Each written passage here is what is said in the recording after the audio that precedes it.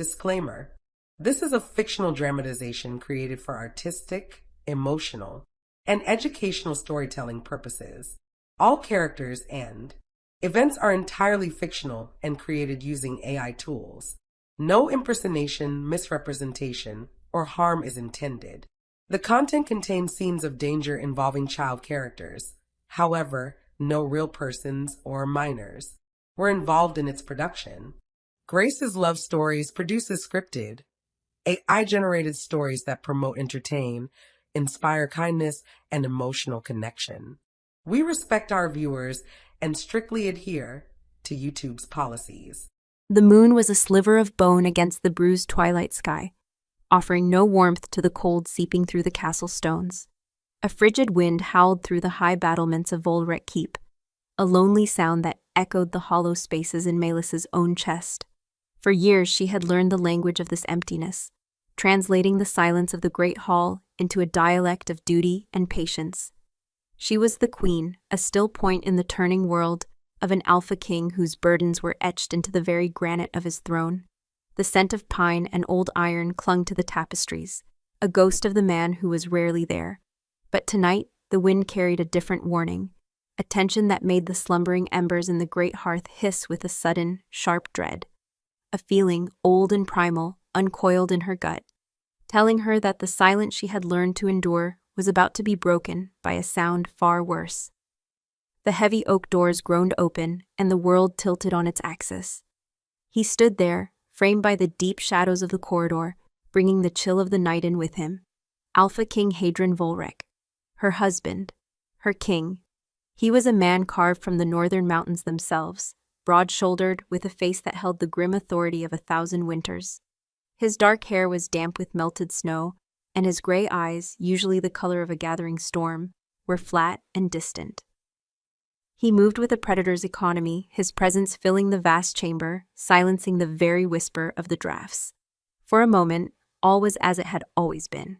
He unclasped the heavy, wolf-pelt cloak from his shoulders, the leather groaning in protest. He laid it over the back of a chair, the movement weary, practiced. He was home. The thought was a flicker of warmth, a conditioned response she could no longer trust. Because as he moved closer to the fire, the heat coaxed a scent from his skin that did not belong to him. It was not the metallic tang of blood from a border skirmish, not the earthy smell of the forest after a hunt, or the acrid smoke of a council fire that had burned too long. This was something else, something soft and sweet and devastatingly female. Crushed wildflowers and honey, the scent of a sun-drenched meadow in high summer, the scent of an omega in her prime. It clung to the wool of his tunic, woven into the very fiber of him, a fragrant stain that told a story she had spent years pretending not to read. The truth did not crash over her like a wave. It seeped in, a slow, cold tide rising around her ankles, then her knees, her heart. She stood perfectly still, her hands clasped before her, the knuckles white. She watched him warm his hands by the fire, his profile stark and unreadable. He had not looked at her, not yet. He was giving her a moment to absorb the blow, a courtesy that felt more like cruelty. For years she had made excuses. Late nights were matters of state. Short answers were the weight of the crown. The growing silence between them was the shape of his duty. She had built a fortress of justifications around their marriage, and he had just walked through the gate, smelling of the enemy. Finally, he turned. Those storm-gray eyes met hers, and in their depths she saw no guilt, only a profound, soul-deep weariness. It was that exhaustion that gave her the strength to speak. A shouting match would be a mercy, a storm of tears, a release. But the quiet in the room demanded a different kind of reckoning. "Hadron," she said. Her voice did not tremble. It was a low, clear sound, unnervingly steady. The voice of a queen, not a wife. She only asked once, just once. "Who is she?" He did not flinch. He didn't deny it, didn't offer the comfort of a lie. He held her gaze, his expression unchanging, and the honesty in his silence was a blade twisting in her gut.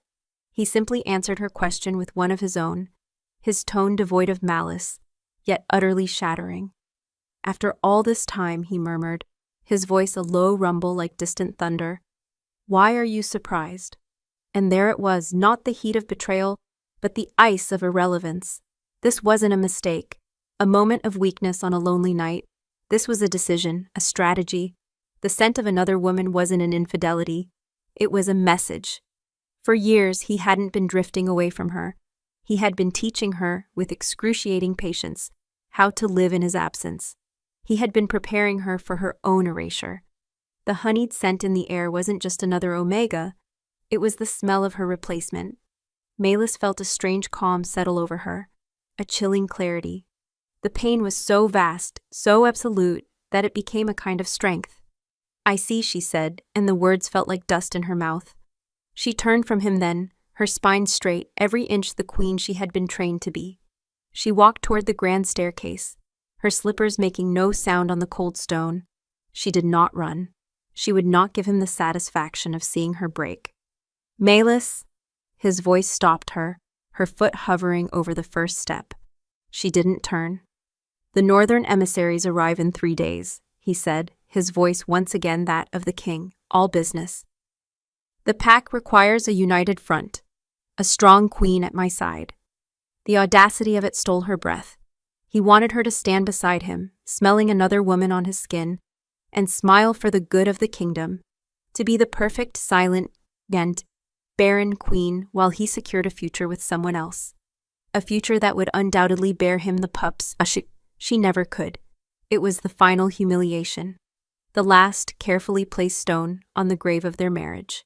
Without looking back, she spoke into the echoing silence of the hall. "You will have your queen, your majesty." Her ascent up the winding stone staircase was a journey through a gallery of ghosts. Every tapestry depicted a battle Hadrian had won. Every shadowed alcove held a memory of a whispered promise he had made to her in the early days, when his eyes still held fire for her and not just the cold light of the crown. He had courted her with fierce intensity, the young alpha who would be king, drawn to her quiet strength. He'd told her she was his anchor, the calm harbor his warrior wolf would always return to. But anchors can be cut loose. Harbors can be abandoned for new shores. She reached their chambers, his chambers, she corrected herself. And the scent of him was everywhere, clean and familiar, pine, iron, winter. It was the scent of home, and it had become a lie. She walked past the great bed with its heavy furs, a place that had become a cold continent of lonely duty, and went to the adjoining room, her room, a chamber filled with books and maps, the one place that was truly hers. She sank into a chair by the window, looking out over the sleeping courtyard. The moon had risen higher, casting long skeletal shadows across the snow-dusted cobblestones. Down below, 2 guards stood watch by the gatehouse, their breath pluming in the frigid air. Their voices, though low, carried on the wind with unnatural clarity to her shifter ears. "Could smell her on him from the gate," one of them muttered, a younger wolf named Wren. "Sweet as a bloody honeycomb, the Fenwood Omega." The other, an older grizzled warrior called Torvin, grunted. "Keeps her in the old hunting lodge by the river. Been seeing her for months. The king needs an heir, boy. The queen, she's a good woman, a true queen, but she cannot give him that. The bloodline is everything."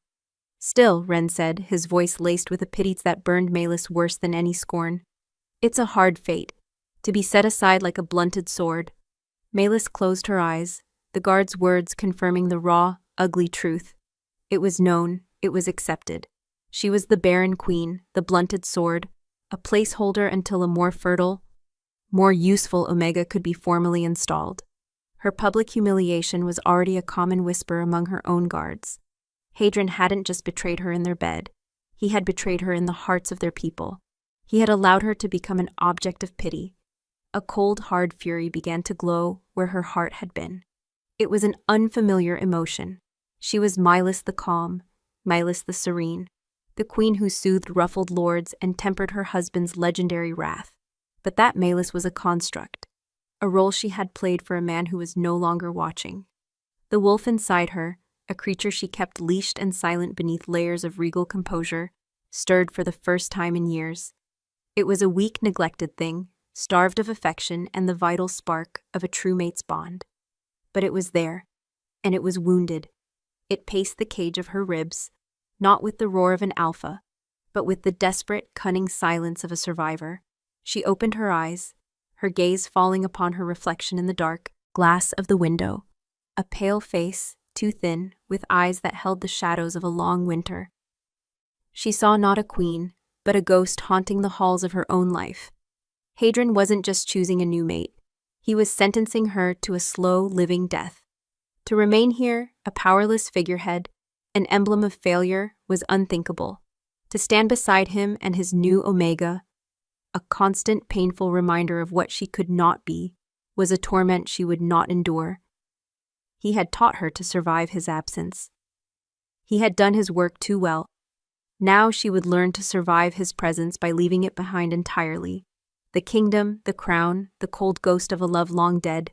He could keep it all. A decision, sharp and clean as a shard of ice, formed in her mind. It was terrifying.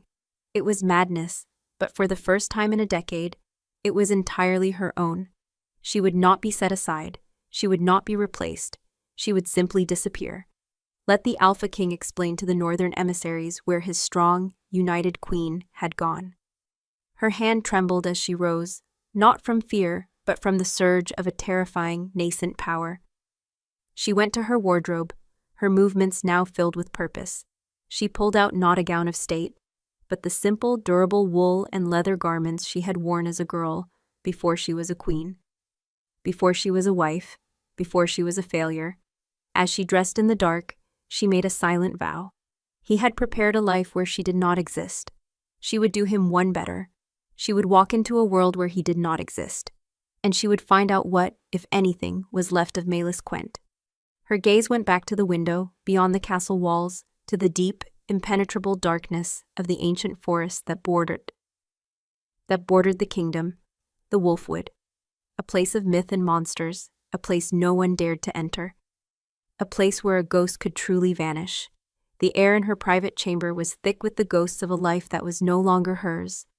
Every object held the weight of a memory, a promise broken so quietly she hadn't even heard the snap. A silver-backed brush Hadrian had given her after their first winter solstice lay on the vanity, its bristles still holding a strand of her long dark hair. A half-finished tapestry sat on its loom in the corner, its threads depicting a stag in a silent, snow-covered forest. A scene of peace she had been trying to weave into her own reality. Now it just looked like a premonition of loneliness. She moved with a deliberate, silent grace, a phantom in her own rooms. The heavy wool tunic and leather trousers felt foreign against her skin, so different from the flowing silks and velvets she had worn for a decade. These were the clothes of a survivor, not a queen. From a hidden compartment in her travel chest, she retrieved a small, worn leather satchel. Inside, she placed a flint and steel, a small coil of snare wire, a whetstone, and the only weapon she possessed, a slender, sharp hunting knife, its handle carved from antler. It had been her father's. She strapped it to her hip, its unfamiliar weight a small, cold comfort. Her eyes scanned the room one last time. She saw the jewels locked away in their velvet boxes, the countless gowns hanging like hollow versions of herself in the wardrobe. She saw the books on statecraft, on healing, on the lineage of the great Pax, all the knowledge she had amassed to become the perfect queen for a king who no longer wanted one. It was all ash. It was all echoes. She left it all behind. The main corridors were impossible, patrolled by the very guards whose pity had burned her ears. But Hadrian was not the only one in this castle with secrets. In her early years as a bride, lonely and adrift in the cavernous keep, she had explored its forgotten corners. She knew of a passage behind the great tapestry in the northern gallery, one used by servants in a bygone era to move unseen from the kitchens to the old banquet hall. It was said to lead down into the crypts, and from there to a small postern gate set into the cliff face below the castle, overlooking the churning river. It was a cold, dark path, but it was a path away from him. Slipping from her room, she moved through the sleeping castle like a wraith. The moonlight that slanted through the high arched windows was her only guide, casting long, distorted shadows that seemed to claw at her heels. The silence was a living thing, punctuated by the distant snores of a dreaming guard and the whisper of the wind against the stone. Every creak of a floorboard, every rustle of her own clothing, sounded as loud as a scream in her ears. Her heart hammered against her ribs, a frantic drumbeat of terror and exhilaration. She reached the northern gallery. The massive tapestry depicted the founding of the Volrec line, a great silver-pelted wolf standing victorious over a slain ice dragon, its mythical blood freezing into the mountain rivers. She ran her hand over the coarse, faded wool, a final touch to the history she was now deserting. Finding the cleverly hidden seam, she pulled. With a groan of protest from long-rusted hinges, a narrow slice of absolute darkness opened before her. The air that rushed out was stale and cold, smelling of damp earth, stone dust, and something else, the deep, final stillness of the dead. She hesitated for only a second, the scent of Hadrian's betrayal still fresh in her mind, a spur driving her forward. She slipped inside, pulling the tapestry closed behind her. The darkness was total, a physical weight that pressed in on her. She fumbled in her satchel for the flint and steel, her hands trembling so badly it took several tries before a spark caught on the tinder. The tiny flame blossomed, and she lit a small tallow candle, its light pushing back the oppressive blackness by mere inches. Stone steps, slick with moisture, spiraled down into the belly of the keep. Her descent was a journey into the past. The walls were weeping with condensation, the air growing colder with every step. The silence here was different, profound, ancient. She passed through the crypts, the stone sarcophagi of Hadrian's ancestors lining the path like silent, judging sentinels. Their carved faces, fierce and proud, even in stone, seemed to follow her, their empty eyes accusing her of abandoning her duty, of breaking her sacred vows. I had no duty left to abandon, she thought, her resolve hardening. My vows were broken for me. Finally, she reached it. A small, iron-banded door, its surface covered in rust and grime.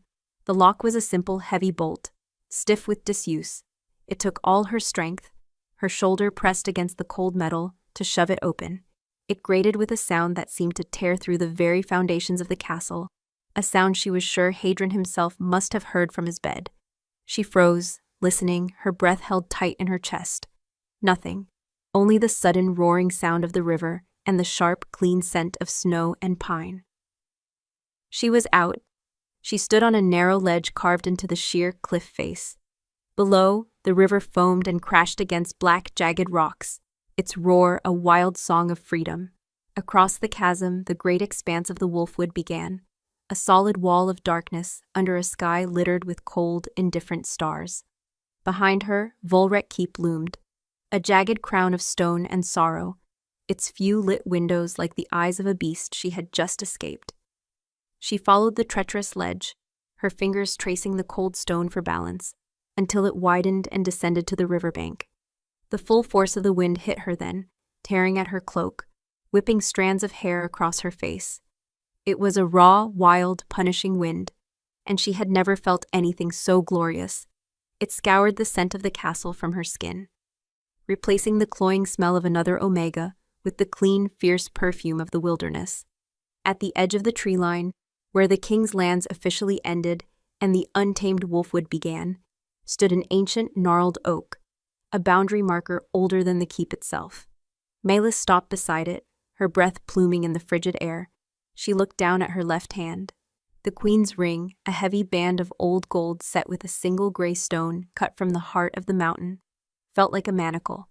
Hadrian had placed it on her finger on their wedding day, in the castle sept, before the eyes of the entire kingdom. His hands had been warm then, his gaze intense. With this ring, he had vowed, his voice resonating with the power of a true alpha, I bind you to my side, my queen, my anchor, my heart's true north. Lies, all of them, words that had turned to poison over time. With a slow, deliberate pull, she worked the ring off her finger. The skin beneath was pale and indented, a ghostly reminder of a decade of bondage. She did not throw it into the river in a fit of rage. She did not bury it in the dirt. Rage was an emotion he understood, a language he spoke fluently. This was something else. This was a quiet severing, a final, solemn act of erasure. She found a small hollow in the ancient oak's trunk, worn smooth by time, and gently placed the ring inside it. It glinted once in the faint starlight, a tiny, trapped piece of the mountain before the shadows consumed it. She turned her back on the ring, on the castle, on the ghost of the woman she had been.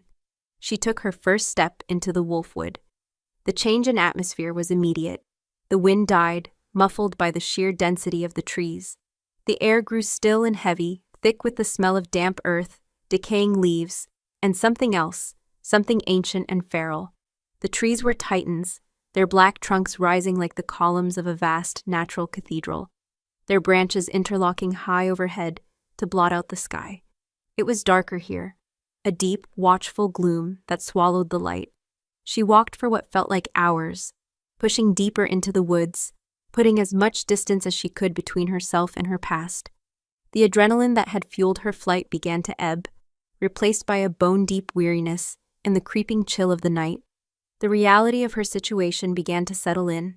She was alone, with nothing but a knife and a few meager supplies, in a forest whispered to be haunted by things far worse than bears or wolves. This was not just a forest. It was a living entity, and she was an intruder. A twig snapped to her left. She froze, every muscle tensing. Her head whipped around, her eyes straining to pierce the suffocating darkness. It wasn't the sound of a squirrel or a rabbit.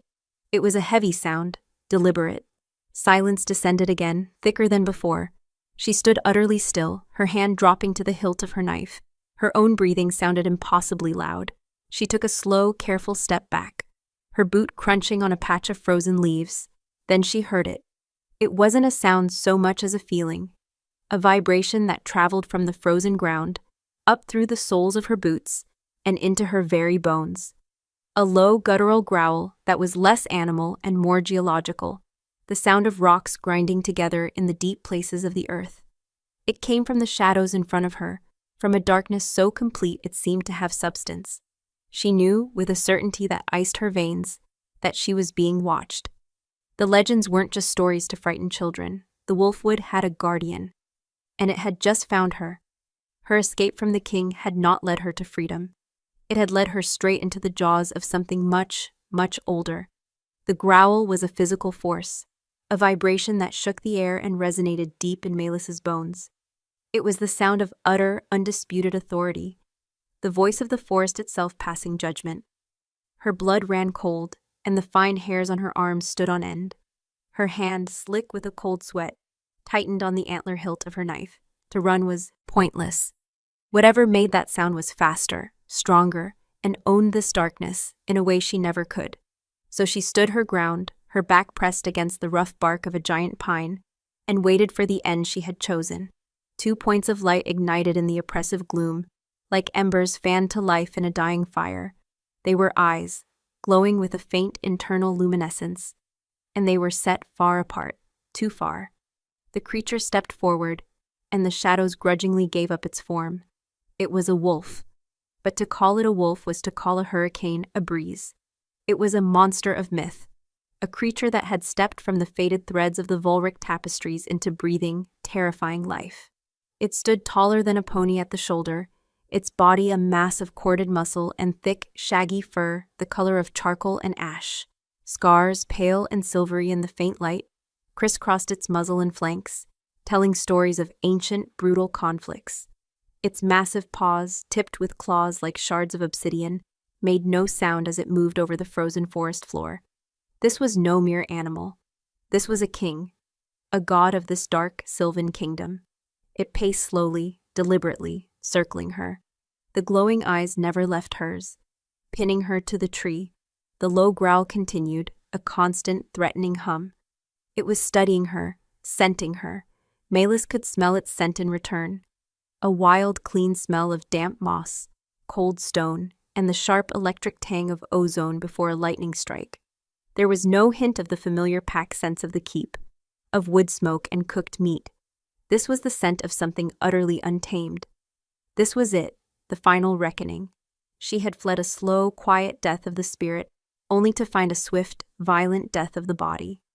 A strange, cold calm washed over her. At least this death would be on her own terms, in a place far from the pitying eyes of Hadrian's court. She met the wolf's burning gaze, lifted her chin, and did not look away. She would not die cowering. The great wolf stopped directly in front of her, so close she could feel the heat radiating from its body, see the faint puff of its breath in the frigid air. It lowered its massive head, its nose just inches from her throat. She could feel the rumble of its growl in her own chest now, a terrifying intimacy. It scented her deeply, a long, slow intake of air. It smelled her fear, yes, but beneath it, it smelled the castle she had fled, the lingering scent of another alpha on her skin, and the deep-buried scent of her own broken omega nature. She braced for the searing pain of its jaws, for the end. Instead, the wolf took a step back. A strange, shimmering distortion rippled through the air around it. The sound of cracking bone and tearing sinew filled the clearing, a gruesome, unnatural sound that made her stomach clench. The monstrous form collapsed inward, shrinking, twisting, reshaping itself with agonizing speed. Where the giant wolf had stood, there was now a man. He was as wild and formidable as the beast he had been. Taller than Hadron, broader in the shoulder, he was a creature forged of the wilderness itself. His hair was long and black, streaked with silver at the temples, and fell unbound around a face that was all harsh angles and brutal beauty. A thick, dark beard covered his jaw, and a long, jagged scar ran from his right temple down across his cheek, disappearing into the beard. He was bare-chested despite the biting cold, his skin covered in faded scars and dark, intricate tattoos that resembled the twisting roots of ancient trees. He wore only a pair of dark leather breeches, his feet bare on the frozen earth, but it was his eyes that held her captive. They were the same eyes as the wolf, a burning, intelligent gold that seemed to see right through her skin, into the hollowed-out places of her soul. "You are a long way from your gilded cage, little bird," he said, and his voice was the growl made human, a low, rough sound like stones grinding together. He took a step closer, and she had to fight the instinct to flinch away. He radiated a raw, primal power that Hadron, with all his regal authority, had never possessed. Hadron was a king who ruled men. This was a force of nature that commanded the forest itself. "I am not a bird," Malis managed, her voice tight but steady, "and I have no cage." A humorless smile touched his lips, not quite reaching his feral eyes. "Liar, you reek of it, polished stone, perfumed soap, and the stench of a tame alpha, a king's stench." He tilted his head, his gaze sharpening. "You are the queen." It was not a question, it was a statement of fact, and it shattered her fragile sense of anonymity. Of course he would know. A creature like this would know everything that happened on his borders. Panic fluttered in her chest, but she ruthlessly suppressed it. "That life is over, Pod," she said, her voice colder now. "Is it?" He circled her again, his movements fluid and predatory, just as they had been in his wolf form. "Running from your mate? Did he finally tire of a barren queen? Find a more fertile field to plow?" The casual cruelty of his words struck her like a physical blow, so close to the truth that it stole her breath. Humiliation, hot and sharp, washed over her. She saw the flash of satisfaction in his eyes. He had found the wound and pressed on it. "What I am running from is not your concern," she bit out, her hands clenching into fists at her sides. "Anything that steps foot in my forest is my concern," he snarled, suddenly in front of her again, his larger body trapping her against the tree. He braced a hand on the trunk next to her head, leaning in close. The heat from his skin was a furnace, the scent of him, moss, stone, wildness, overwhelming her senses. "This is the Wolfwood, my territory.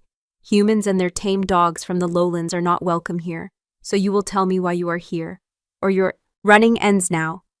His proximity was suffocating, terrifying, yet beneath the fear, something else stirred. A deep, dormant part of her, the omega that had withered under Hadron's neglect, recognized the sheer, undiluted power of the alpha before her. It was a frightening, unwelcome sensation, a primal pull she had no desire to feel. "Kill me then," she whispered, her voice shaking with a mixture of fear and fury. "I would rather die here, by your hand, than return there to be an object of pity." He stared at her for a long, silent moment, his golden eyes searching her face. He saw the truth of her words there, the raw despair beneath the defiance. He saw that she was not a spy, not a threat, but something far more pathetic in his world. A refugee.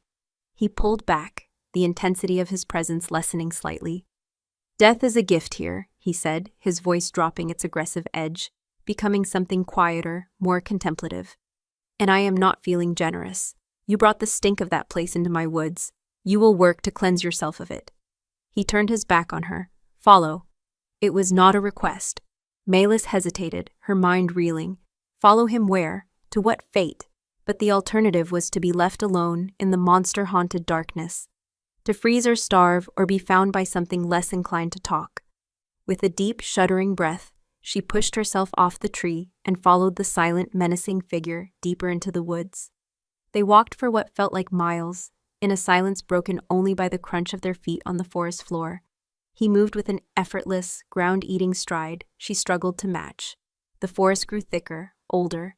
The trees here were ancient sentinels, their boughs heavy with moss that glowed with a faint phosphorescent light, casting the path in an eerie green-tinged twilight. The air was still and cold, and the silence was watchful. Just as her legs began to burn with exhaustion, and the cold started to seep deep into her bones, she saw a light ahead. Not the warm yellow light of a fire, but a soft white glow that seemed to emanate from the trees themselves. They emerged into a vast, hidden clearing. Malis stopped, her breath catching in her throat. It was not a camp of crude huts, but a village that seemed to have grown from the forest itself.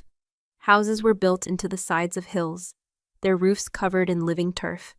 Others were nestled high in the boughs of colossal trees, connected by rope bridges that swayed gently in the unseen currents of the air. The soft white light came from luminous fungi that grew in clusters on the trees and along the paths, bathing the entire clearing in a gentle, otherworldly glow. Wolves of all sizes and colors roamed freely among the dwellings, moving with a calm sense of belonging. Shifters, she realized, a whole pack of them. Some were in human form, dressed in simple leathers and furs, their faces hard and weathered like the man who led her. They stopped what they were doing to stare as she entered the clearing, their expressions a mixture of suspicion and curiosity. Whispers followed them like the rustling of leaves. He led her to the center of the clearing, to the base of the largest tree, an oak so immense its trunk was as wide as a small house. A dwelling had been carved into its base, its doorway covered by a heavy hide curtain. He stopped and turned to face her, his golden eyes catching the fungal light. The whole village seemed to be holding its breath, watching them. "You have a debt to pay for trespassing," he said, his voice carrying in the stillness. "You will work. You will earn your food and the air you breathe. You have no name here. You are no one. Understand?" She nodded, too exhausted and overwhelmed to argue. She was a queen without a kingdom, a wife without a husband. Now she was a woman without a name. It was a terrifying liberation. What should I call you?" she asked, her voice barely a whisper. He looked down at her, a flicker of something unreadable in his gaze. Pride, power, possession. "I am Cravan," he said, the name itself sounding like a rockfall. "Alpha of the Wolfwood. And you? You are nothing but my shadow until I decide otherwise." He reached out, his calloused fingers brushing a stray lock of hair from her face. The touch was brief, almost accidental, but it sent a jolt of shocking heat through her skin. His gaze dropped to her throat, and for a moment she thought she saw the ghost of the wolf in his eyes. The urge to mark, to claim what had wandered into his domain. "You belong to the forest now," he murmured, his voice too low for anyone else to hear. "And the forest belongs to me." Sleep offered no escape, only a different kind of torment. Malis dreamt of the castle, of its suffocating silence, and the ghost of a honeyed scent that clung to every shadow. She dreamt of Hadron's cool gray eyes, empty of love, full of a pity that was worse than hatred. She woke with a gasp, the phantom scent still in her nostrils, but it was instantly scoured away by the raw, living smells of the wolfwood, damp earth, wood smoke, and the musky animal scent of sleeping bodies packed close for warmth. She was lying on a pile of rough furs in a communal dwelling dug into the side of a hill. The air was thick and close. Around her, a dozen other shifters slept, their breathing a soft, rhythmic chorus. Her bed was not a bed, but a space. Her belongings were not belongings, but the clothes on her back. She was no longer a queen, not even a person. She was a stray, taken in on a whim, her existence conditional. Before the first hints of dawn could pierce the canopy, a heavy hand shook her shoulder. Malis jolted upright, her heart hammering. A woman with a face like a carved pine knot and eyes the color of winter frost stood over her. Her gray-streaked hair was bound in a tight, practical braid, and her arms were roped with lean muscle. "Up," the woman grunted. Her voice was as rough as her appearance. "The sun doesn't wait for strays. I am Brynja. The Alpha says you work for your keep. Your work begins with me. There was no room for argument in Brynja's tone. Melis scrambled from the furs, her body aching with a deep, unfamiliar soreness from the previous night's long walk. The cold of the dirt floor seeped through the thin soles of her boots. Brynja thrust a wooden bucket into her hands. The river, and be quick. The hunters will be back soon, and their kills won't gut themselves. The path to the river was slick with mud and frost. Melis struggled with the heavy bucket, her arms, accustomed to embroidery and turning the pages of books, trembling with the strain. The pack was already stirring to life. Men and women with the same wild, weathered faces as Corvin moved with quiet purpose, their eyes sharp and watchful. They glanced at her as she passed, their expressions unreadable, but for a clear, collective sense of her otherness. She was an outsider, a tame thing in a world that had no use for weakness. She spent the morning at the gutting tables by the riverbank, a place of sharp, coppery smells and visceral reality. The hunters returned, dragging 3 large deer behind them, their breath pluming in the cold air. Brynja handed Melis a skinning knife, smaller than her own, but just as sharp. You know how to use this? Brynja asked, her voice laced with skepticism. Yes, Melis answered, her own voice sounding thin and reedy. She had overseen the castle kitchens for years. She knew the theory of butchery, had watched it done 100 times, but watching was not doing. The knife felt clumsy in her grip. The deer's hide was tough, and the work was slow, messy, and brutal. Her hands, soft and pale, were soon slick with blood, the metallic smell clinging to her skin, her hair. Brynja worked beside her with an efficient, brutal grace, her movements economical and sure. She made no comment on Melis's fumbling efforts, but her silence was a louder condemnation than any words. By midday, Melis's back was a knot of fire, and her hands were raw and blistered. A dull ache had settled deep in her bones. She was given a chunk of dry, smoked meat and a piece of hard, unleavened bread, which she ate sitting alone on a log, away from the communal fire where the others gathered. They spoke in a language that was a mix of the common tongue and a series of growls, clicks, and guttural sounds, the language of the pack. She was doubly an outcast, by station and by speech. From across the clearing, she felt his eyes on her. Corvin. He sat with his senior hunters near the entrance to his great oak dwelling, a massive wolf pelt draped over his shoulders. He wasn't looking at her with concern, or even with the cruel amusement of the day before. He was simply watching, his gaze as heavy and constant as the forest canopy, observing a new, strange creature that had wandered into his ecosystem. He was assessing her, waiting for her to break. The thought sent a spike of defiant anger through her exhaustion. She would not break. Not for him. The afternoon was worse. Brynja led her to a different part of the clearing, where several hides were stretched taut on wooden frames. The air here was thick with the sharp, acrid smell of tanning solutions, concoctions of brain, bark, and other things Melis didn't want to identify. Her job was to scrape the last remnants of flesh and fat from a stiff, cold deer hide, using a tool made from a sharpened piece of bone. It was grueling, repetitive work. Her arms screamed in protest, and the blisters on her hands soon broke, leaving the raw skin beneath to sting with every movement. She fumbled with the scraper, her grip clumsy and weak. At one point it slipped, narrowly missing her leg. "Careful, Your Majesty, John," Brynja sneered, the title a deliberate, poisoned dart. "We can't afford to waste stitches on someone who can't earn their own skin."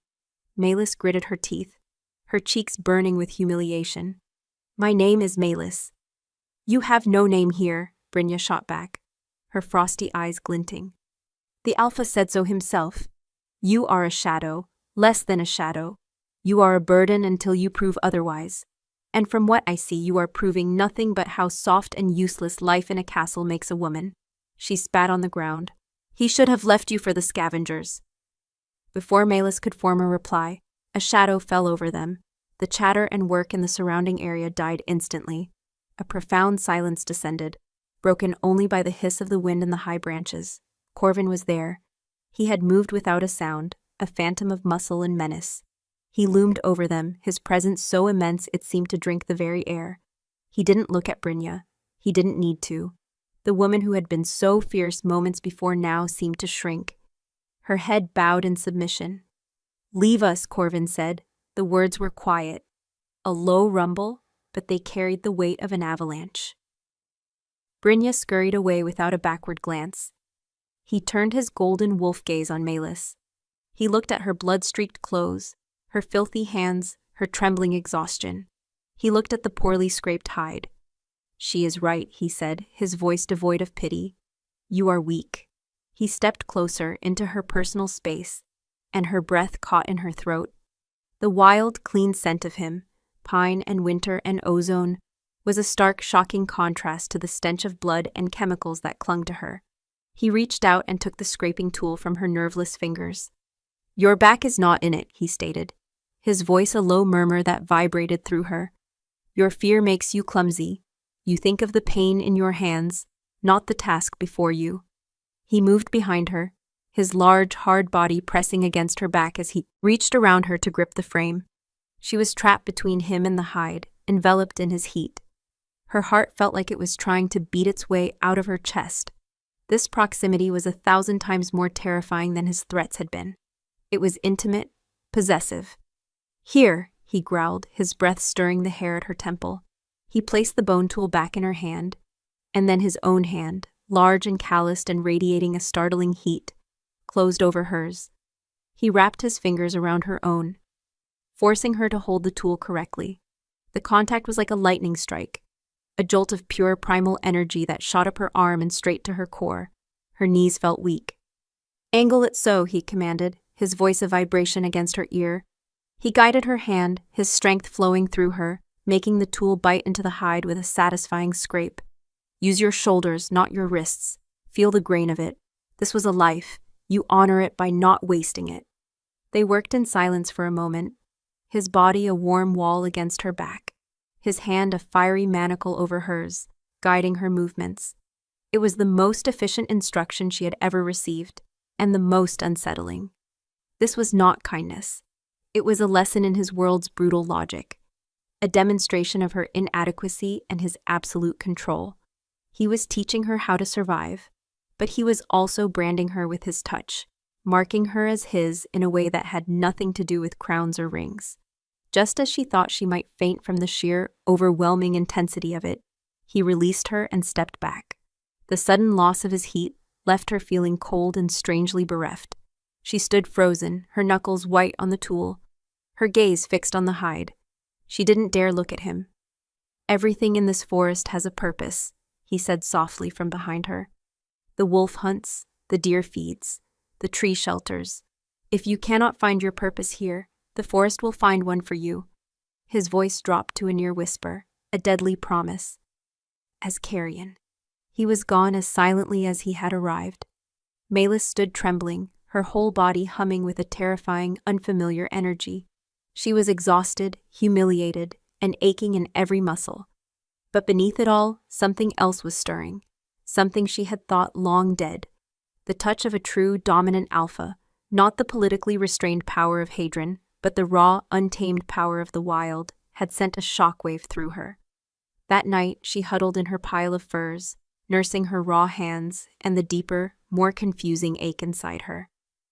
The pack began its evening howl. It started with a single mournful voice, which was soon joined by others, rising and falling in a complex, heartbreakingly beautiful chorus. It was a song of unity, of belonging, of wild, untamable freedom. It was everything she had never had. She squeezed her eyes shut, trying to block out the sound, trying to hold on to the ghost of the woman she had been, but it was no use. From a place deep within her, from the starved and silent core of her being, a sound escaped her own throat. It was not a howl. It was a tiny, broken whimper, the sound of a wolf cub lost in the dark, answering a call it didn't understand. And it was a sound she could not take back. The whimper echoed in the hollows of her memory, a sound of profound shame. Melis awoke to the cold, hard reality of Brynja's foot nudging her ribs. The older woman's face was a mask of contempt in the dim, pre-dawn light of the burrow. "Heard a lost pup crying for its dam last night," Brynja sneered, her voice low enough that only Melis could hear. "Crying for your king, were you? You pollute this den with your weakness." The words were like stones, and Melis flinched as if they had been thrown. The small, involuntary sound she had made during the pack howl felt like a brand on her soul.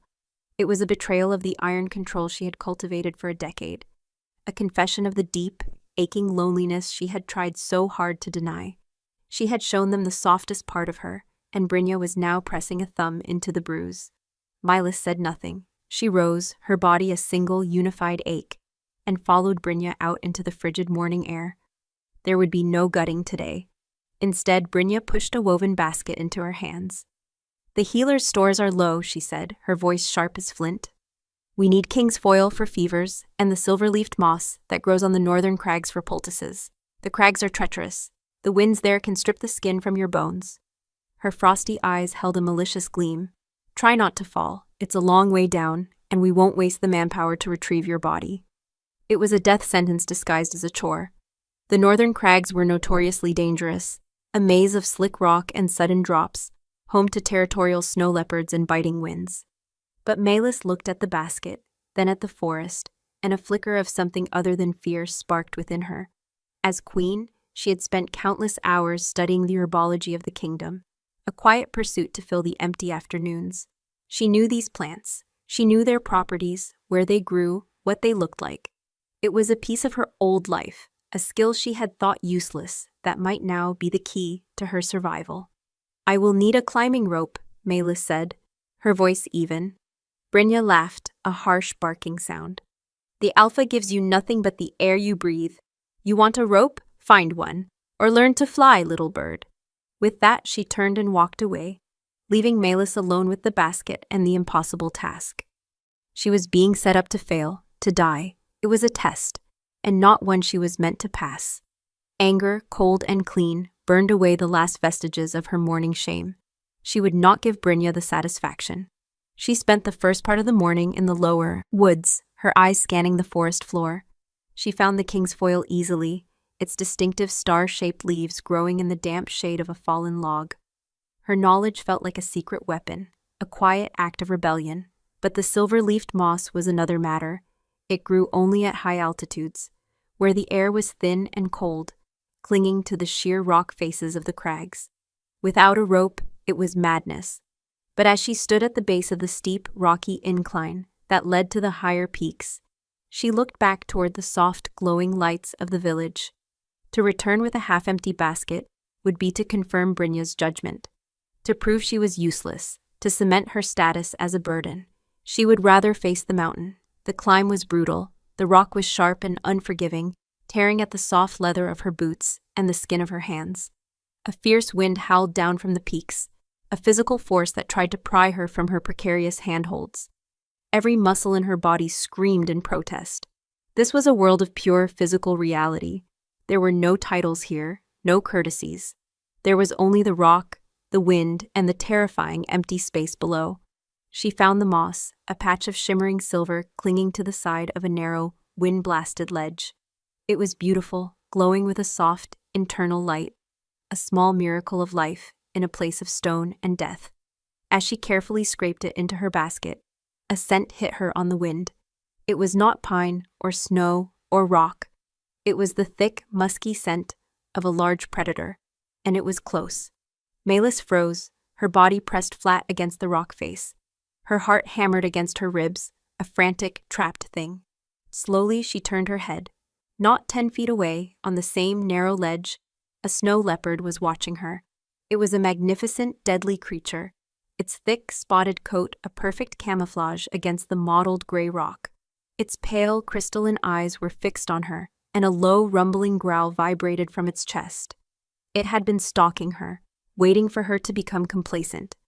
They were trapped together on the ledge, with a sheer drop on one side and an impassable wall of rock on the other. There was nowhere to run. The leopard crouched, its muscles coiling like springs, its tail twitching. It was going to leap. Mylus closed her eyes, her fingers gripping the edge of her basket. This was it, a queen's end, torn apart by a wild cat on a lonely mountain. The irony was not lost on her. She had fled the slow, civilized death of the heart for this raw, brutal end. A roar shattered the air, a sound so powerful it seemed to shake the very mountain. It was not the leopard. It was a sound of absolute primal rage, a sound she had heard once before in the dark woods. She opened her eyes just as a blur of charcoal and ash launched itself onto the ledge. It was Corvin, in his great wolf form. He was a force of nature unleashed, a whirlwind of fang and claw and fury. He met the leopard in mid-air with a crash of bodies that nearly sent them both tumbling into the abyss. The fight was a thing of terrible, breathtaking brutality. It was not a battle, it was an execution. The leopard was fast and armed with its own deadly weapons, but it was no match for the sheer, focused violence of the alpha. Corvin's jaws, powerful enough to crush bone, closed around the leopard's throat. There was a sickening crunch, and the beautiful, deadly cat went limp. Corvin shook the body once, a gesture of final, contemptuous dominance, before dropping it. The dead leopard slid from the ledge, tumbling silently into the empty space below. He stood over the place it had fallen, his massive chest heaving, his fur matted with the leopard's blood, though he seemed uninjured. Then he turned, and the full, terrifying force of his burning golden gaze fell on her. He was still the beast, his fury still at its peak.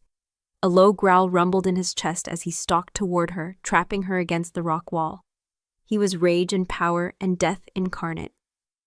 But as Melis looked into those blazing wolf eyes, she felt no fear, not anymore. She had just faced her own death, and something inside her had broken and reset in a new, harder shape. She did not cower, she did not look away. She simply met his gaze, her own eyes wide and clear. The rage in his eyes flickered, replaced by something else, confusion, annoyance. He stopped just short of her, the heat rolling off his body in waves.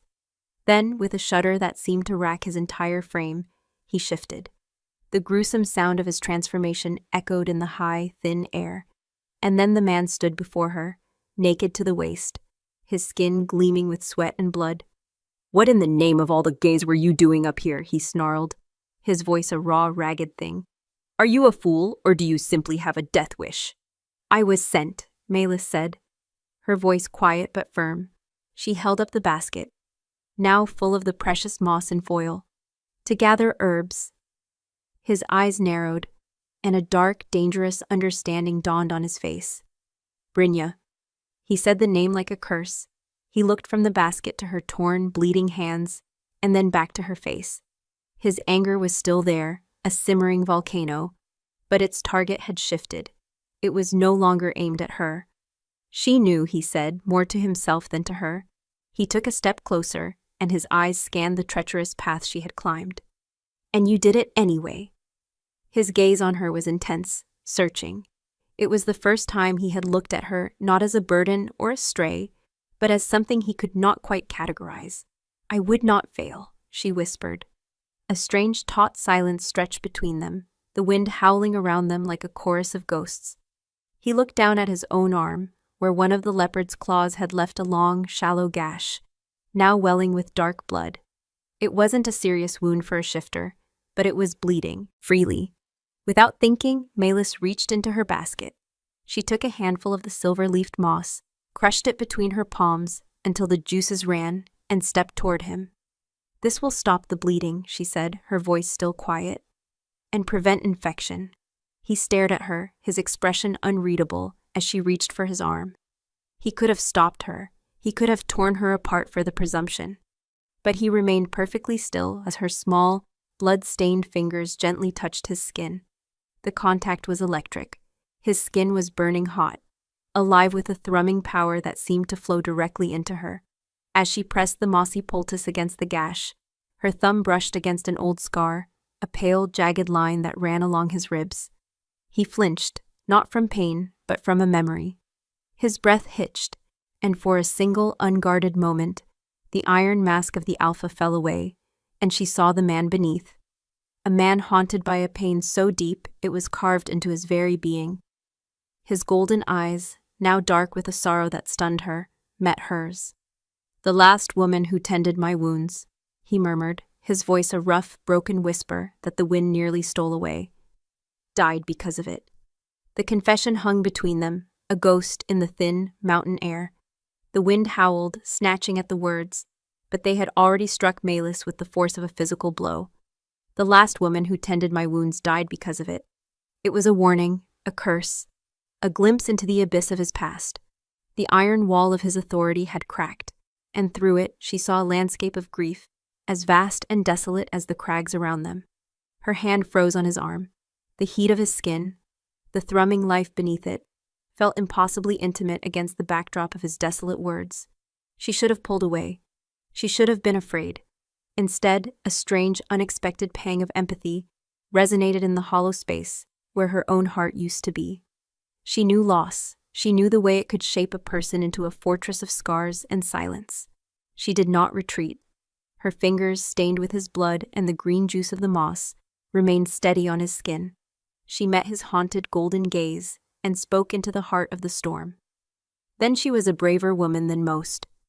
The reply was not what he expected. He had braced for fear, for pity, for a recoiling. Her quiet acknowledgement of another's bravery, rather than a reaction to his own pain, seemed to wrong-foot him completely. The raw sorrow in his eyes was swiftly shuttered, replaced by a guarded, shuttered watchfulness. He pulled his arm from her grasp, his movement abrupt, breaking the fragile connection. "Bravery is a fool's currency in these mountains," he bit out, his voice once again the rough growl of the alpha. He turned from her, presenting her with his broad, scarred back as he scanned the treacherous path down. "It buys you nothing but a quicker grave." The journey down was a silent, tense affair. He moved with the inhuman grace of a predator, his bare feet finding purchase on surfaces that Malus would have sworn were sheer.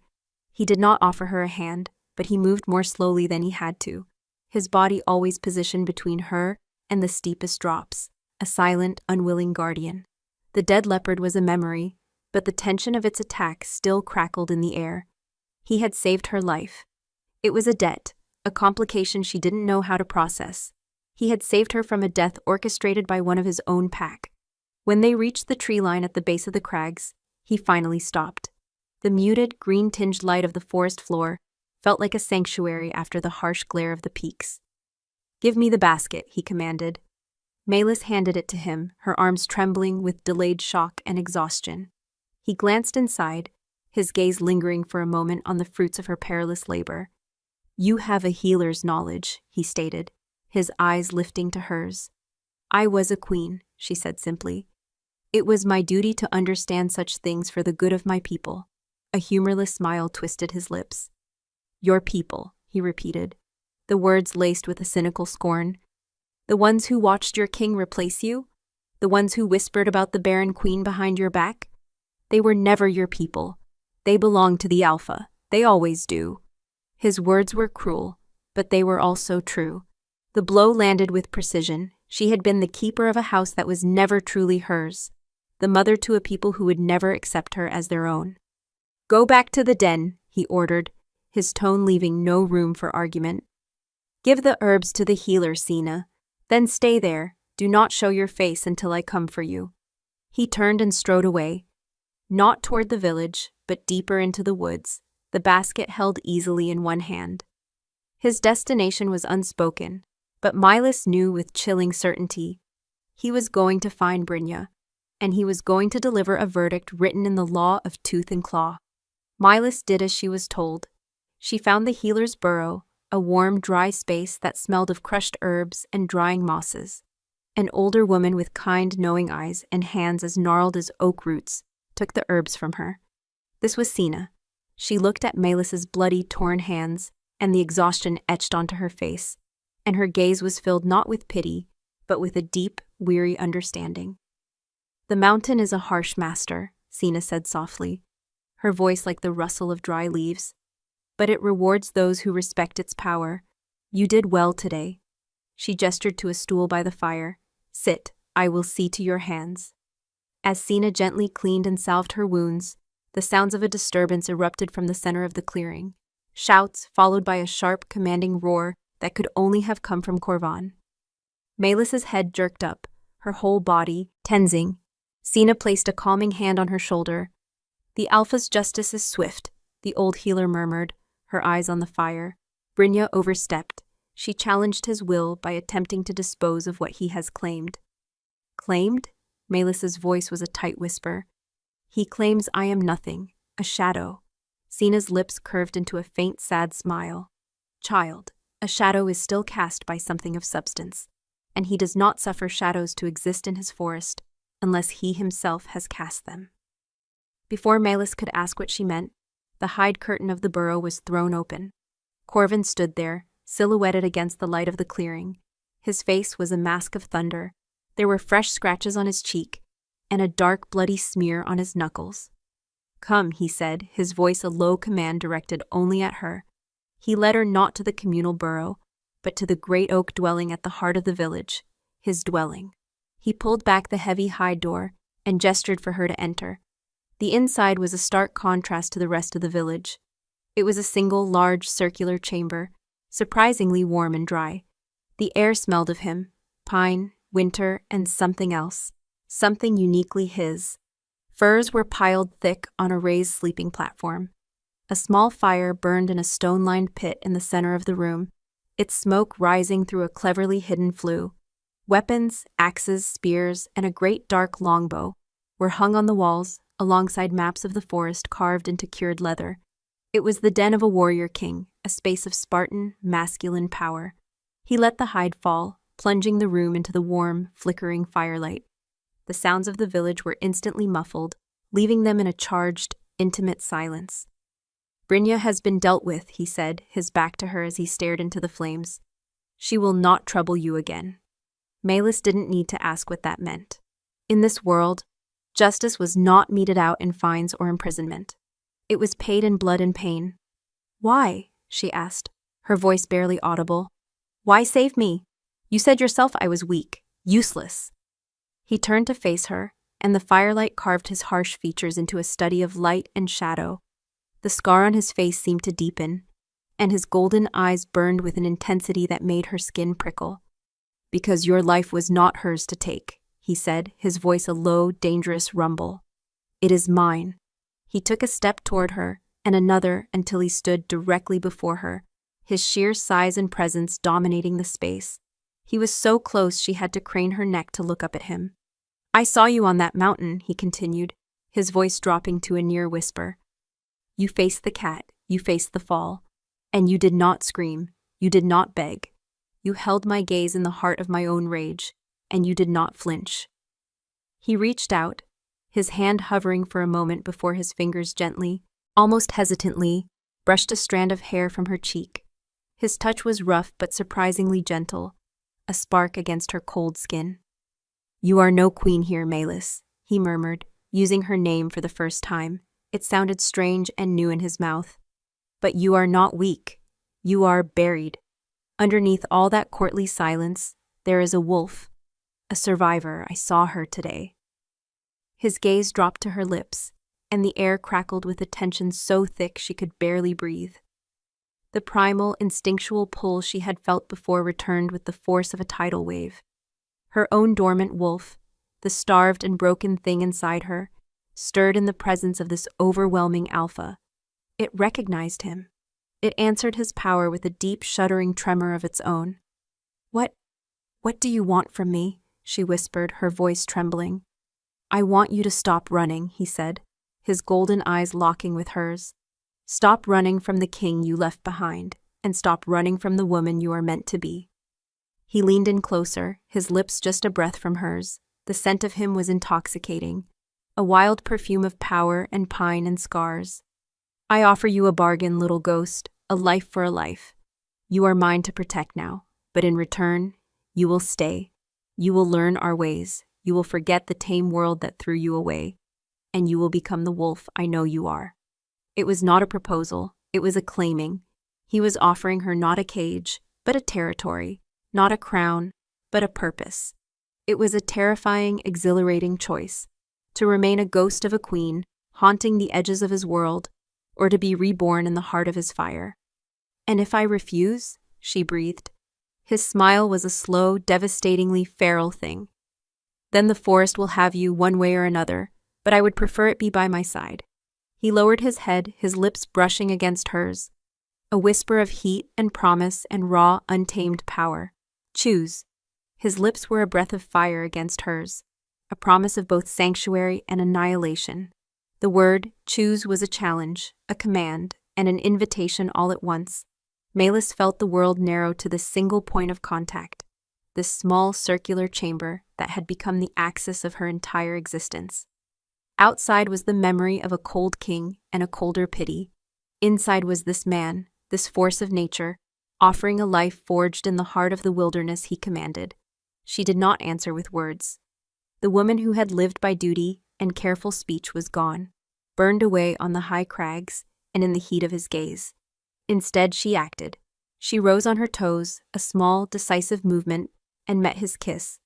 It was not a soft kiss. It was a collision, a clash of two worlds, two solitudes, meeting in a burst of raw, unrestrained energy. His surprise lasted only a heartbeat before he responded, his hand coming up to cup the back of her head, his fingers tangling in her hair, holding her fast. His mouth was firm, demanding, a brand of possession that seared through her skin and into her very soul. He tasted of the wild, of wood smoke, of winter air, and of the faint metallic tang of the leopard's blood. It was a taste of survival, of power, of life stripped down to its most essential, brutal elements. A tremor went through her, a deep, shuddering release of a decade of repression. The silent, stoic queen shattered, and in her place was only Milas, a woman starved of touch, of genuine heat, of a power that met her own instead of ignoring it. She kissed him back with a desperate, hungry energy she hadn't known she possessed, her hands coming up to grip the hard muscle of his arms. The wolf inside her, the poor, neglected creature, howled in silent triumph. It had found its anchor, not in the placid harbor of a king's court, but in the heart of a storm. Corvin broke the kiss, his breath coming in ragged bursts. He rested his forehead against hers, his eyes closed for a moment. The golden fire banked to smoldering embers. His chest rose and fell heavily. He was a man accustomed to absolute control, and she had just met his fire with her own, leaving them both scorched. That, he rasped, his voice a low growl of disbelief and something akin to reverence, is your answer. He pulled back, his hands moving to her shoulders, holding her at arm's length. He studied her face in the flickering firelight, his expression a mixture of fierce possessiveness and a strange, raw vulnerability. The alpha who had faced down a snow leopard without flinching now looked at her as if she were the most dangerous creature in the forest. This changes things, he said, his voice quiet but intense. This is not just a bargain now. It is a bond. You understand what this means in our world? Malis nodded, her heart still hammering against her ribs. She knew the shifter laws. A true bond, once acknowledged, was sacred and absolute. It was deeper than a human marriage, a joining of soul and instinct that could not be broken. You are choosing a hard path, he warned, his thumbs stroking the line of her collarbone, a gentle, possessive touch. You will be my shadow, yes, but you will also be my mate. You will stand beside me, and that will make you a target for every rival, every enemy. My past is long and bloody. It will try to claim you. He thought of the woman who had died, the ghost from the mountain, and a shadow passed over his features. I will not let it. Before she could respond, the hide flap of the den was pushed aside. A young shifter, his face pale with urgency, stood there, panting. Alpha, he stammered, his eyes wide with fear. Forgive the intrusion, but... Riders. From the keep. They carry the king's banner. The air in the den turned to ice. Hadron. The name was a physical blow, a ghost from a world she had just renounced, reaching out to drag her back. Corvin's entire demeanor shifted. The nascent tenderness vanished, replaced by the cold, hard authority of the alpha. His hands dropped from her shoulders, and he became a figure carved from stone. How many? Corvin's voice was flat. Deadly. 12, alpha, led by Lord Torvin, the king's first blade. They are stopped at the border oak, demanding entry. They say, they have come for the queen. Corvin turned to look at her, and his golden eyes were unreadable. The choice she had just made was about to be put to the ultimate test. Her past had come knocking at the door of her future. Stay here, he commanded, his voice leaving no room for debate. Do not show yourself. This is pack business. He strode from the den, leaving her in the sudden, suffocating silence. She could hear the rising murmur of the pack outside, the low growls of shifters preparing for a fight. She was the cause of it. the stray who had brought the tame world's troubles to the heart of this wild sanctuary. Malus went to the hide flap, peering through a small gap. The entire village had assembled in the clearing. The shifters stood shoulder to shoulder, their faces grim, their hands resting on the hilts of axes and knives. They were a wall of feral defiance. At their head stood Corvin, unarmed, his arms crossed over his bare chest, radiating an aura of absolute command. Through the trees she could see them. A dozen men on horseback, clad in the gray and silver livery of the Volric Royal Guard. At their front was Torvin, the grizzled old warrior whose pitying words had been daggers in her heart. And beside him, her blood ran cold. Hadrian. He was not supposed to be here. A king did not chase after a runaway wife. Yet there he was, astride his black warhorse, his face a mask of grim determination, his storm-gray eyes fixed on Corvin. He was out of place here, his polished armor and regal bearing a jarring note in the wild symphony of the Wolfwood. He looked like a man trying to tame a thunderstorm. Corvin of the Wolfwood, Hadrian's voice boomed, carrying the trained authority of a king.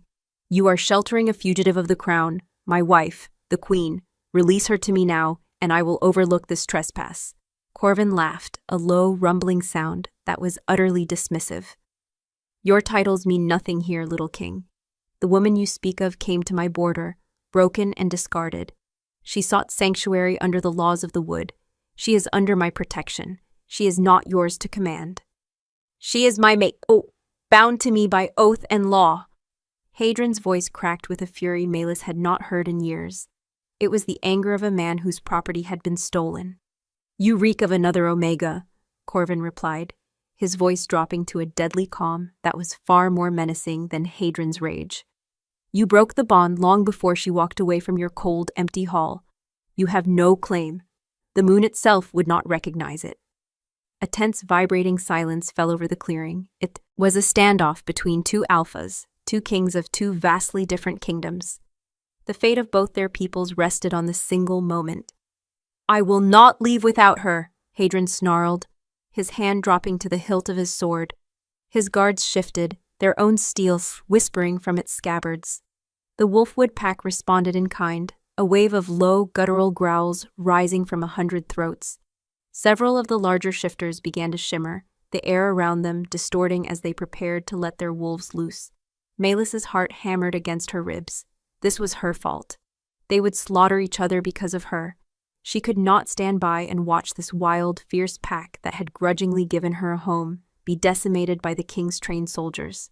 She could not let Corvan, who had saved her, who had seen the wolf inside her, die to protect her. She had made her choice in the den. Now she had to claim it in the eyes of both her worlds. Before anyone could stop her, she pushed aside the hide flap and stepped out into the clearing. A collective gasp went through the crowd. All eyes, shifter and soldier alike, snapped to her. Hadrian's face registered a flash of shock, then a grim satisfaction. Torvin looked down, unable to meet her gaze. But it was Corvin's reaction that stopped her heart. He turned, and the look on his face was one of pure, unrestrained fury. His eyes blazed. He had given her an order, and she had disobeyed it. In his world, that was an unforgivable offense. She ignored his rage. She ignored Hadrian's possessive glare. She walked, her back straight, her head held high, until she stood in the open space between the two alphas. She was no longer dressed as a queen, nor was she the blood-stained waif from the mountain. Sina had given her clean leathers, and her hair was tied back in a simple practical braid.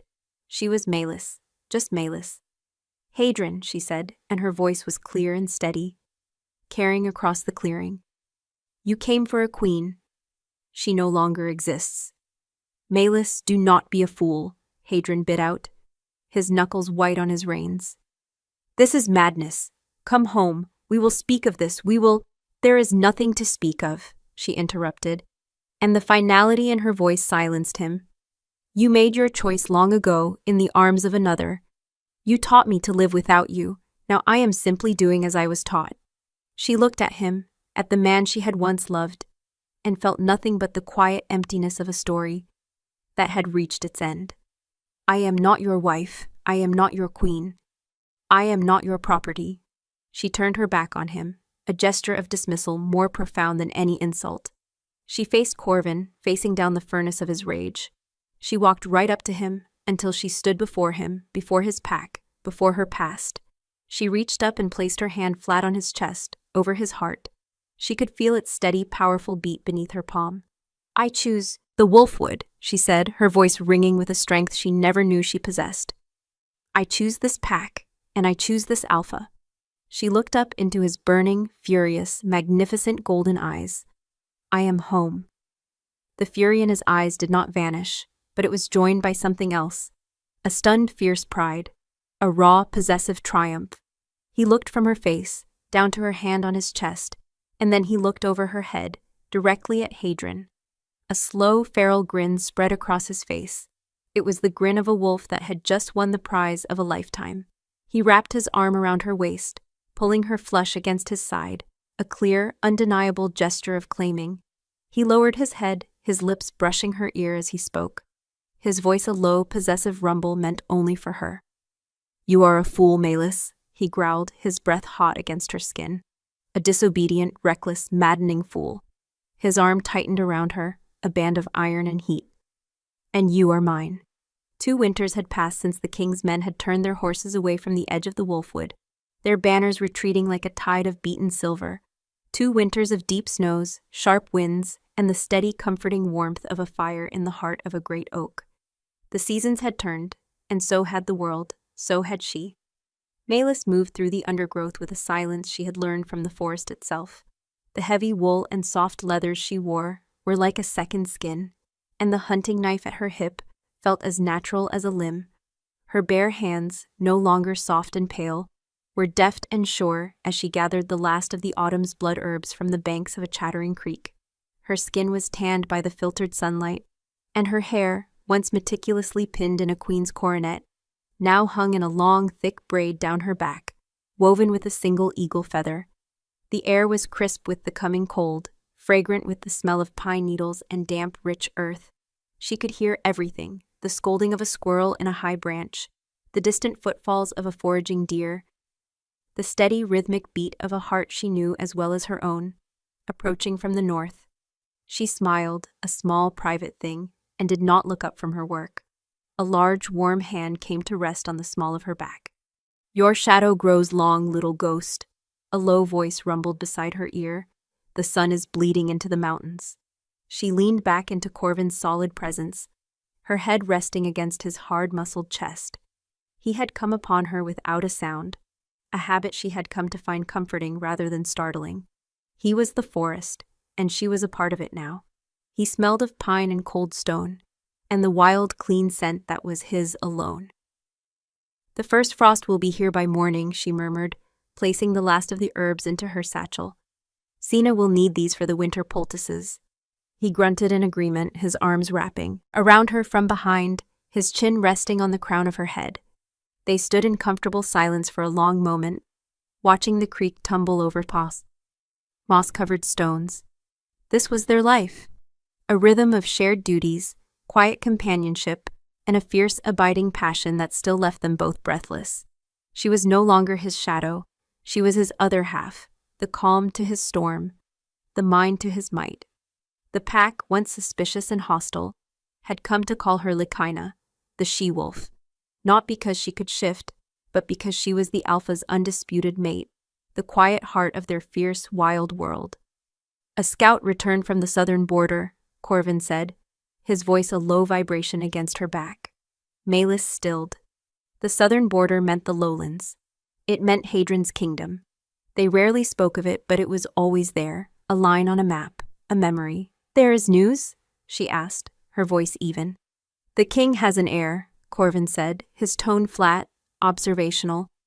"A son, born at the harvest moon. They say his kingdom is secure now." He paused, his grip tightening almost imperceptibly.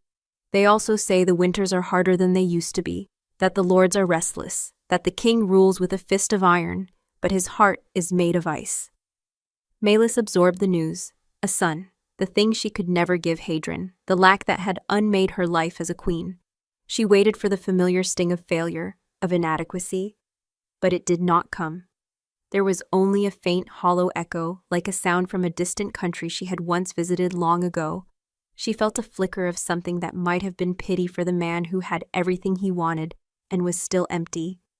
He had his heir, his bloodline. He had the Omega who smelled of honey in summer, and he was still a king of ice. His kingdom is not my concern, she said, and the truth of the words settled in her with the weight of bedrock.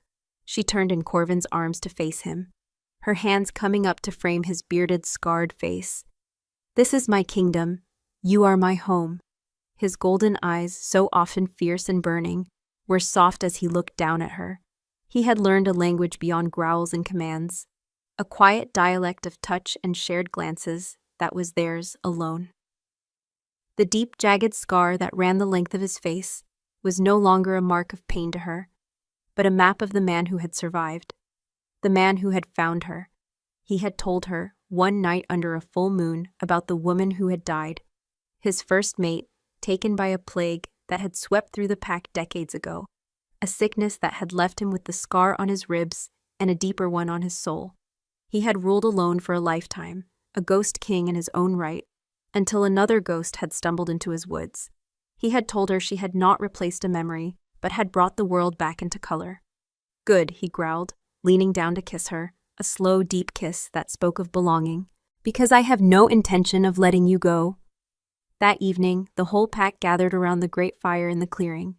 The choosing of the moon was an old tradition, one held every few years, where the pack reaffirmed its bonds and the alpha reaffirmed his rule. It was the first time it had been held since her arrival. Melis stood beside Corvin, not behind him. She wore the deep green tunic Sina had made for her, and in her hair was the eagle feather Corvin had given her after she had successfully tracked and brought down her first kill. One by one, the shifters came forward, Brynja, her face now weathered with loyalty instead of contempt. The young scouts, the old hunters, the mothers with their pups. They did not bow to her as they had to a distant queen. They met her eyes and dipped their heads in a gesture of profound respect, a greeting between equals. When the last of the pack had paid their respects, Corvin raised his hand for silence. His voice, when he spoke, was a clear, carrying sound that resonated with the power of the earth itself. 2 winters ago, a stray came to our woods, he began, his golden eyes finding hers in the firelight. She was lost, she was silent. She carried the scent of a broken world. We gave her shelter, and she gave us a gift we did not know we needed. He took her hand, his large, calloused fingers lacing through hers. She reminded us that strength is not only in the tooth and claw, but in the heart that refuses to break. She is not a stray. She is not a shadow. She is Lekaina. She is my mate. She is the heart of this pack. A great howl rose from the assembled shifters, a wild, joyous symphony of belonging that swelled to fill the forest, echoing off the ancient trees and rising to the cold, diamond-bright stars. Melis felt the sound vibrate through her, a current of pure life that connected her to every one of them. The small, lost whimper she had made on her first night here was answered 1,000-fold. Later, when the fires had burned low and the pack had settled into its dens, she and Corvin walked to the riverbank, to the place where the forest met the churning water. The moon was full and white, a perfect silver disk that bathed the world in its ethereal light. It was no longer a sliver of bone, but a promise of wholeness. "You are happy here?" he asked, his voice a quiet murmur against the roar of the river. "I was never anywhere else," she answered. And it was the truest thing she had ever said. The castle had been a cage, her crown a weight. This, the fierce, untamed man beside her, the wild, living forest around her, the loyal, breathing pack at her back was life. He pulled her close, and they stood watching the dark water rush toward its unknown destination. She thought of the cold, silent castle she had left behind, a kingdom of ash and echoes. She looked at the man beside her, at the world he had given her, a kingdom of pine and scars. One had been an ending, this was a beginning. Here, at the edge of the world, a broken queen had finally found her home, not as a ruler on a throne, but as a wolf who had at last learned the words to her pack's song.